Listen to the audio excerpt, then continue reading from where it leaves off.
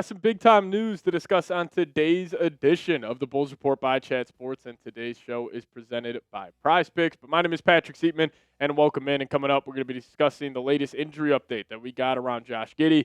AJ DeBonta is officially meeting with the Chicago Bulls at the Combine. What could that mean about the NBA draft? And then also on the second half of today's show, the big free agency for the Chicago Bulls got around $58 million to spend.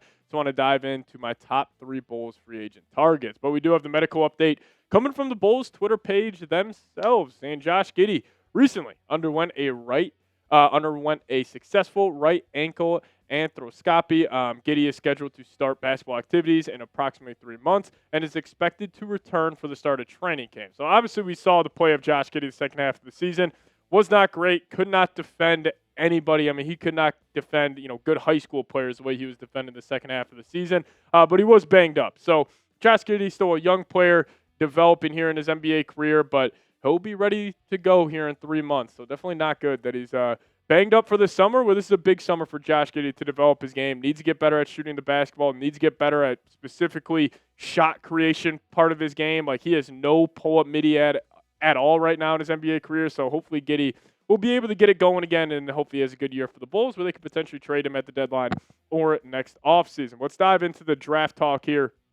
Cody Westerlund tweeting out a bunch of meetings here in the NBA, saying AJ DeBonta has met with the Bulls, among other teams, at the top of the NBA draft. So right now he's the heavy favorite to go number 1. And I fully expect him to go number 1 when it's all said and done, when the draft comes along. But anything can happen. Maybe the Washington Wizards. What if they look at a guy like Darren Peterson, maybe has him more upside, they end up taking him. Now, I would fully expect if DeBonta is there at pick number 2 for the Jazz that they'll just close their eyes and take him. Their ownership group pretty much brought DeBonta to BYU. They've been with him since he was 16 years old. But the Bulls just doing their due diligence. Maybe they have a trade, up their sleeves. But still, you got to be meeting with all top 4. But also they're meeting with some draft targets at pick number 15. The Bulls have talked and met with Jaden Quaintons and Nate Ament so far at the Combine as well. Now, Nate Ament, pretty polarizing prospect. I think a lot of people have a lot of different opinions on who he can be at the next level. Now, I was saying, if I was in Ament's camp, yes, you are supposed to be a lottery pick. You're going to ink that big-time deal, but I would have went back to college if I was him. His game is still incredibly underdeveloped. He needs to just add more physicality, even though his body's, in a good spot. I mean, you see it up on screen right now. Like, he does have some muscle on his frame, but we saw the physicality of the college basketball season really get to him, so I can't only imagine what the NBA play could do, but Bulls are meeting with him. It could be a good 6'10", stretch 4 for this team. Jaden Quaintons, though, that's my guy. Like, I would love Jaden Quaintons at pick 15 if you aren't able to get a day more at that spot. But also Darren Peterson has talked with the Bulls. He said their meeting focused on his upbringing and what he could bring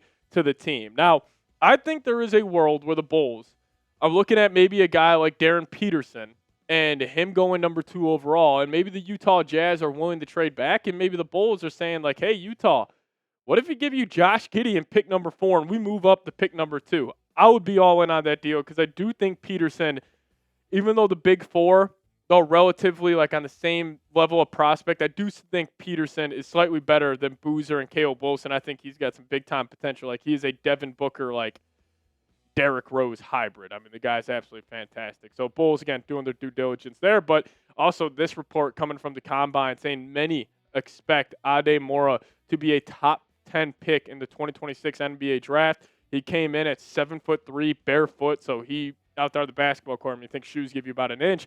He'll be about 7'4". So Bulls will probably not be able to get him. But also, I want to get this take out there.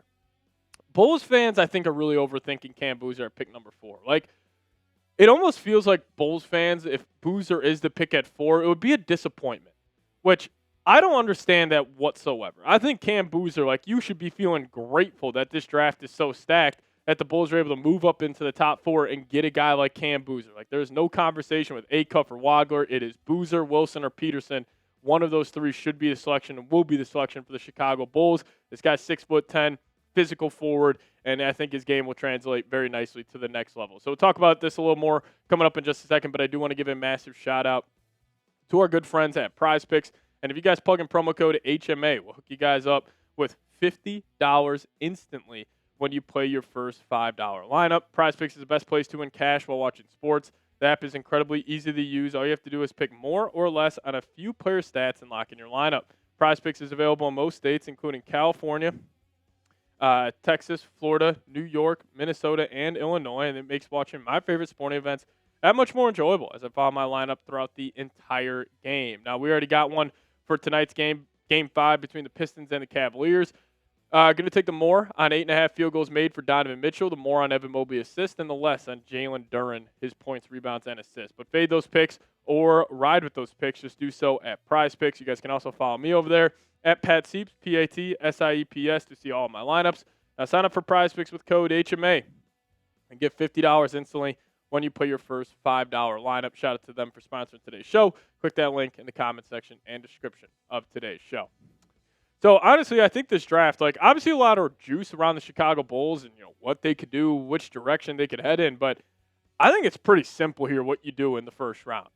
Pick number 4, you just sit there and take Boozer or Wilson, whoever the Jazz and the Memphis Grizzlies don't take. And then at pick 15, hopefully you get lucky and one of these two big fellas are there at that selection. But I think if I had to put my money on it, the Bulls will leave this draft with Cam Boozer and Jaden Quaintance. Now, if Ade Mora is there, maybe he's the pick over Quaintance, but I would honestly prefer Quaintance over Mora. But Boozer or Wilson, those two will be the picks at pick number 4. But you guys let me know. Let's just say the Bulls had the 3rd pick. Who would you end up taking? Is it Cam Boozer? Is it Caleb Wilson? I think majority of Bulls fans would lean Caleb Wilson right now, but I think Cam Boozer is right up there with him. I would personally go Caleb Wilson, but again, they're very neck and neck here. So you guys chime in down below. Pick a player, Cam Boozer or Caleb Wilson. All right, let's talk about some free agent targets here to close out today's show. So I think the best free agent on the market that in terms of fit with the Chicago Bulls, it would be Isaiah Hartenstein. Isaiah Hartenstein is fantastic. He does a lot more than what the stat sheet shows.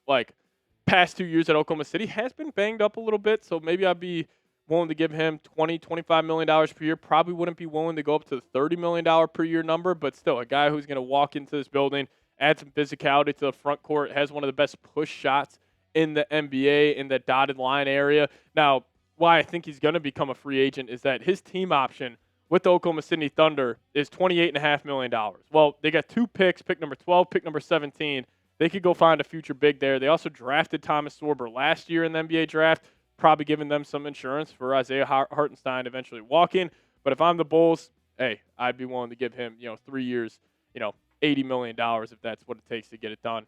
Hell of a big, but add some stability to the front court. So Isaiah Hartenstein near the top of my list. But another center that I think the Bulls should try to target, Mitchell Robinson. Mitchell Robinson's fantastic. The best offensive rebounder in the NBA.